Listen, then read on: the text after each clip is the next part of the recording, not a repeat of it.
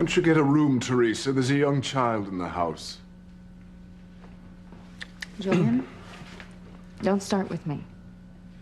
Especially considering the way you and Rebecca used to carry on your own sex games in this house. Insatiable Rebecca.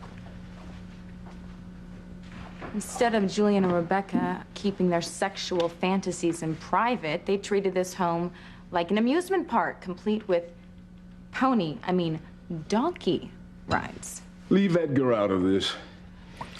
Rebecca got the poor beast in the divorce settlement, you know, which really has nothing to do with the fact that the two of you were almost coupling here in the living room mere hours after the house was burglarized and your poor mother was shot. You'll have to excuse Julian, Jared. He gets this way when he's had too much to drink. I am perfectly lucid, dear. If I seem testy, it's because whoever burglarized this place made off with absolute stacks of money. Among other things, I've made a list of everything that's missing right here, and Crane Security is yet to dust for fingerprints upstairs, so I don't want you touching anything when you two go up there. You know, Julian, do I need to remind you that I am in charge and I decide whether Crane Security investigates what happened tonight or not? My God, your mother was just shot. I mean, I would think that you'd want to do everything possible to bring the culprit to justice. I do. With my brother investigating, I'm sure there'll be an arrest, and soon. Oh, yes.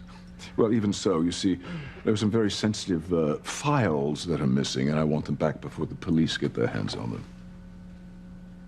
Have you been doing Crane business behind my back, Julian? These documents have nothing to do with you, my dear. They pertain to certain activities my father and I conducted before you joined our happy little family. I'm trying to improve the Crane image. How am I supposed to do that when I don't know what Alistair had you do to blacken it in the first place? Oh, you're going to run damage control as well as running the company. I think that's just wonderful, dear. It'll give me more time to spend with our son. In fact, I'm taking him to the Red Sox game tomorrow in Boston. No, you're not. Really, why is that? Because I forbid it. We'll see about that. Go ahead, answer it. I cannot wait to see what Teresa's come up with now. I mean, she's had at least, what, a half an hour for some new life and death drama to pop up. It's just a coincidence that the phone started ringing when you were going on a rant against Teresa, okay? Oh, no, trust me. It's her. Go on. Hello? Ethan, it's urgent that I see you. Julian, what's wrong? There's a problem with little Ethan. I want you to come to the mansion immediately. Julian wants to see me. Okay, I'll go with you. Gwen and I will be on our way as soon as we can. Thank you. Little Ethan is my son, too, and I'm entitled to spend time with him, and that's exactly what I'm going to do. That's the brandy that you've had too much of talking, Julian. Tomorrow when you're sober, you're not going to give a damn about a baseball game or little Ethan. You do seem a bit intoxicated, Mr. Crane. Rubbish. Who the hell are you? Jared Casey. He's a friend of mine, Julian. Don't start in on him. Oh, no, that's all right, Tess. I give as good as I get. You shouldn't have to deal with him when he's like this, Jared. I shouldn't either, and little Ethan most of all. I will not be denied, Teresa, tonight, tomorrow, or any bloody other time I want to see my son. If you continue to refuse me, I will see that you lose little Ethan altogether. Never. You can't bully me, Julian. Unfortunately for you, I am little Ethan's mother. Alistair adopted him when we were married, so you are out of luck. I call the shots when it comes to my son. Well, you have up until now, you see, but that's about to change. That seems a bit late to me. No one asked you. I'm going to spend more time with my son. End of story. And do what with him, Julian? Teach him to drink before his next birthday? Don't be ridiculous. Julian, what is going on here? Oh, God, I should have known you were behind the reason Julian called us about little Ethan. You're right. Teresa's being completely unreasonable. About what? I want to take little Ethan to the Red Sox game tomorrow in Boston. She won't hear of it. Julian's been drinking again, Ethan. I'm not gonna let him take my son anywhere, especially not to a busy city like Boston. I've had a couple of beers tonight. And the game's not till tomorrow. I'll be fine. All right, listen. I can settle this. Would you ever drink while you had custody of little Ethan? Oh, of course not. There you go. Fine. Then I agree with Julian, all right? You are being unreasonable. Dear Diary, Ethan took someone else's side over Teresa today. I am not being unreasonable. Yeah, Mr. Crane has had a bit too much to drink tonight. Well, so what? I'm not driving, nor will I be tomorrow. That's what chauffeurs are for. And it's for you, Mr.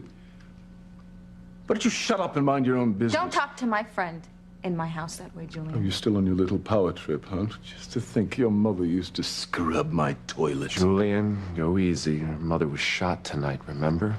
All right, I'm very sorry, Teresa. It's just so damn frustrating when you're so unreasonable. I'm not being unreasonable. Actually, you are being unreasonable. Julian has every right to see his son. Julian has no rights when it comes to little Ethan. Why would you say something like that?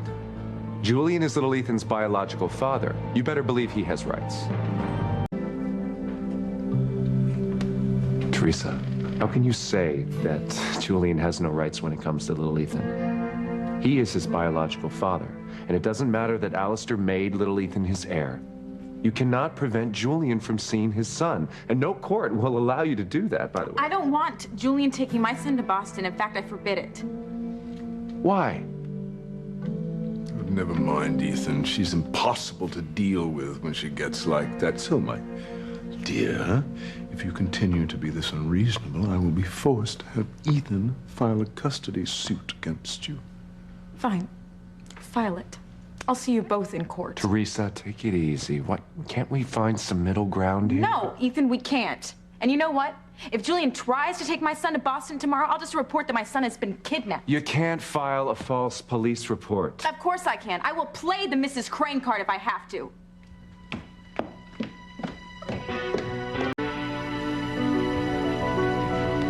Do you see what I have to deal with? Julian, I don't know why she's being so unreasonable.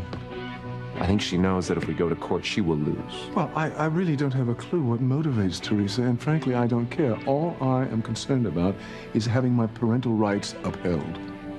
And they will be. And I think Teresa knows that too. Yeah, but honey, why would she go to the mat for a lost cause? You know, unless it's not a lost cause to her. What do you mean? I don't follow.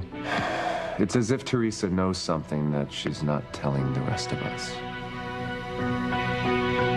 Damn Teresa for being so unreasonable. Little Ethan is my son. He's my flesh and blood. I have every right to be part of his life. And Teresa's gonna learn that the hard way when a court rules in your favor. You know, she was just as difficult with Jane. She forced Ethan to go to court so he could be a part of his daughter's life. Teresa's new little sidekick, Jimmy. He didn't help matters much, did he? Sticking his nose into family business that doesn't concern him. How long before he leaves Harmony? Well, anyway? Jared's plans have changed. Apparently, he's not going anywhere anytime soon, thanks to Teresa. Yes, Teresa, thank you.